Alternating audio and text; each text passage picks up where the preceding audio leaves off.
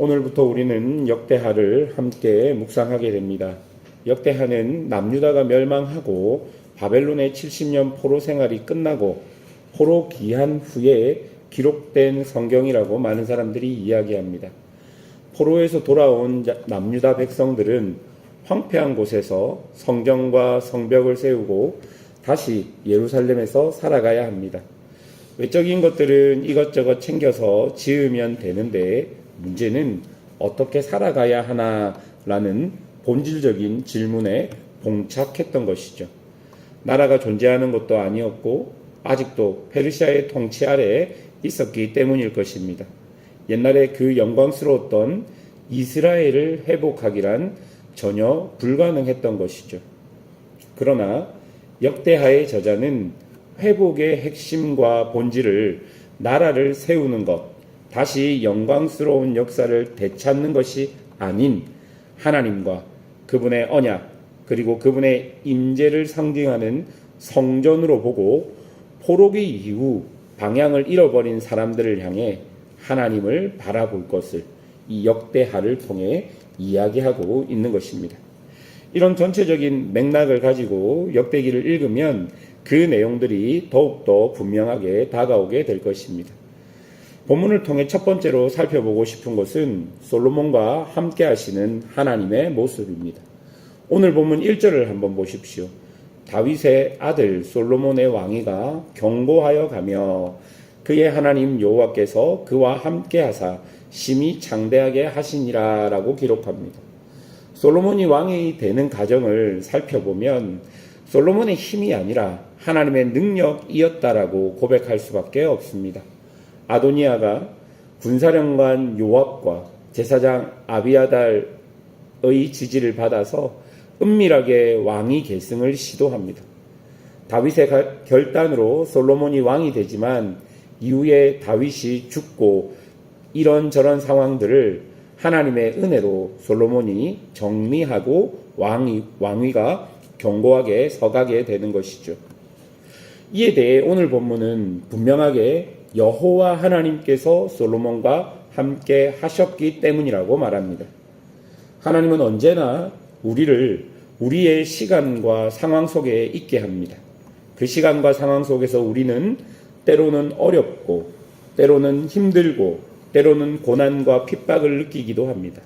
아니면 복잡하고 귀찮고 곤란하고 이런 상황이 우리에게 일어나기도 하는 것이죠. 그러면서 그 시간 속에서 나 혼자 두시는 것이 아닐까라는 생각을 하지만 하나님께서는 그런 시간 속에서도 우리와 함께 하신다는 것입니다. 그리고 내가 그 속에서 실패하고 혹은 낙심하고 그리고 혹은 이겨내고 극복하는 모든 순간 역시 하나님께서 우리와 함께 하신다는 것입니다. 하나님은 계시지 않는 것이 아니라 내가 상황에 함몰되어 하나님을 보지 못할 뿐인 것이죠. 두 번째로 본문을 통해 살펴보고 싶은 것은 진정한 왕이신 하나님의 모습입니다. 솔로몬은 이스라엘의 지도자들과 온 회중과 함께 기브온 산당으로 나아갑니다. 그리고 그곳에 하나님의 해막이 남아 있던 것을 보고 거기 놋 제단에서 1,000마리 제물을 하나님께 드립니다. 역대하에서 왜 다윗의 아들 솔로몬의 왕위가 견고해졌다라고 말하고 그 다음 장면이 바로 솔로몬이 온 회중과 함께 하나님께 제물 드리는 장면으로 이렇게 나올까요? 즉 솔로몬의 이 자리가 어떤 의미가 있다라고 말하고 있는 것일까요? 여러분, 솔로몬의 왕의 자리는 진짜 왕이신 하나님을 섬기고 하나님의 율법과 통치, 그의 선하심을 가지고 자신의 왕의 직분을 통해 흘러가야 한다는 것을 솔로몬은 알았고, 그런 맥락에서 역대기를 쓴 저자는 솔로몬이 왕이 된 사건을 기록하고 그 뒤에 바로 솔로몬이 진짜 왕이신 하나님께 나아가서 1,000마리의 제물을 드리며 솔로몬이 진짜 이스라엘 왕이 아닌 하나님이 진짜 이스라엘의 왕이신 것을 보여주고 있는 것입니다. 여러분, 우리에게 주어진 모든 직분과 역할도 마찬가지입니다. 내가 가정에서 혹은 교회에서 혹은 회사에서 내가 가진 직분은 하나님의 부르심입니다. 하나님은 나를 아버지와 어머니와 혹은 자녀로 부르셨습니다. 교회에서는 각 직분자로 부르셨고 회사에서는 또 그의 삶의 자리로 부르셨습니다. 그리고 그런 역할들을 감당하게 하셨습니다. 여러분 왜 부르셨을까요?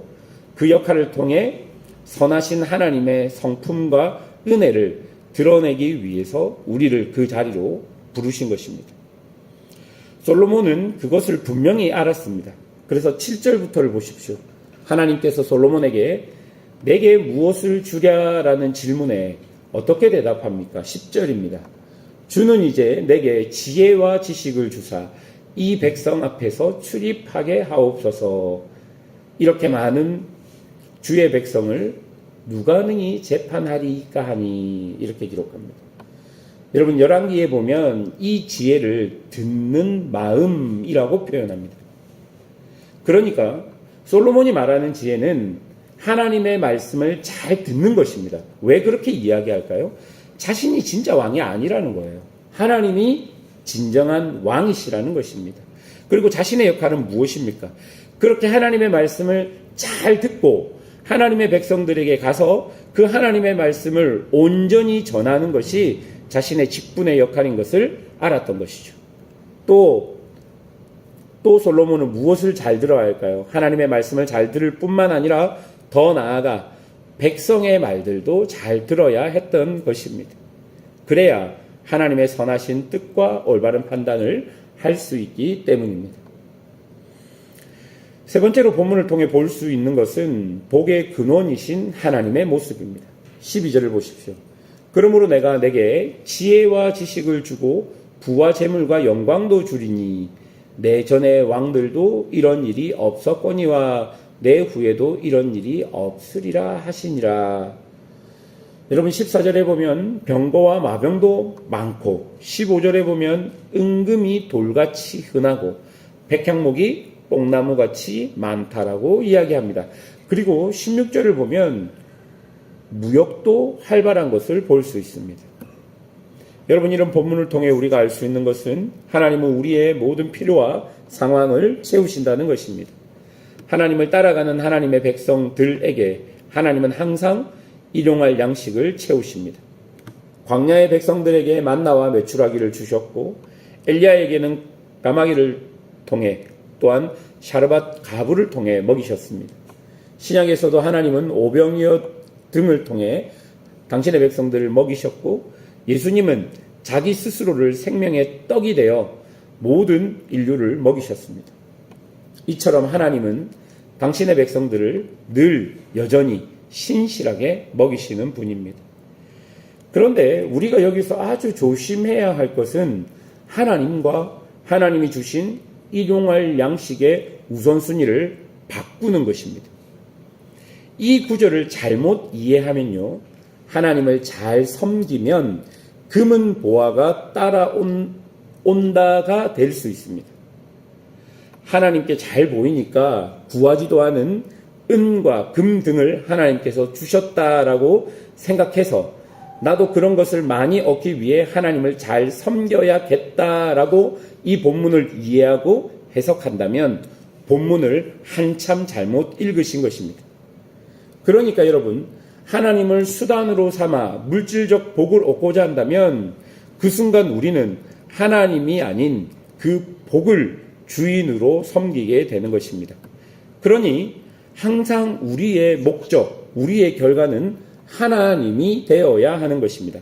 먼저 하나님이어야 합니다. 그리고 하나님이 주시는 것이 있으면 감사하고 없어도 하나님으로 충분하니 감사해야 하는 것이죠. 여러분, 하나님은 절대로 당신의 백성들을 놓지 않으십니다. 그리고 당신의 백성들을 굶기지 않으십니다. 당신의 백성들을 고난 속에 있게 하시지만 반드시 하나님은 당신의 백성들을 살리시고 구원하십니다. 그러니 두려워하지 마시고 하나님을 바라보시면 되는 것이죠. 말씀을 맺겠습니다. 솔로몬이 왕이 될 수 있었던 것은 오직 하나님의 은혜입니다. 또한 그가 진정한 왕이신 하나님만 바라보고 살 수 있는 이유도 오로지 하나님의 은혜입니다. 또한 그가 죄를 짓고 넘어져도 다시 하나님께로 되돌아올 수 있는 이유도 오직 하나님의 은혜입니다. 그러니 솔로몬의 모든 삶을 하나님이 붙들고 계시는 것입니다.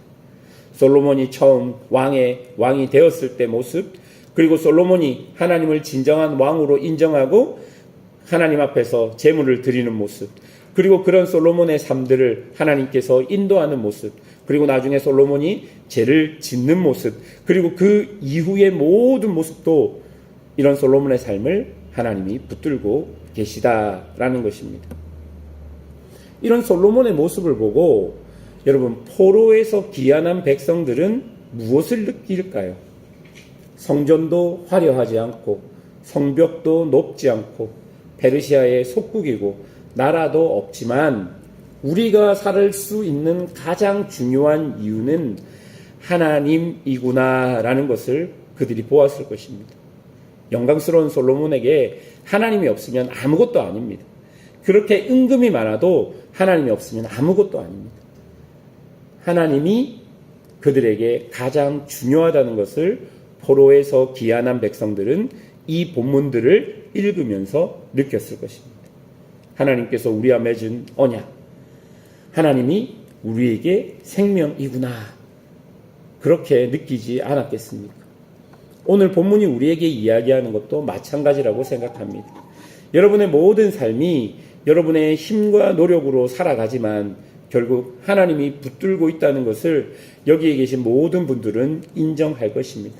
그리고 그런 하나님의 은혜가 오늘 없으면 내가 살아갈 수 없고, 그리고 앞으로 우리에게 없으면 살아갈 수 없다는 것들도 우리는 모두 느끼실 것입니다. 그렇기 때문에 오늘 본문을 보고 우리 하나님을 조금 더 분명하게 기억하고 여러분의 인생을 붙들고 계신, 여러분의 인생을 이끌고 계신 그 하나님을 기억하는 그런 귀한 시간이 오늘 새벽이 되기를 주님의 이름으로 축원합니다. 함께 기도하겠습니다.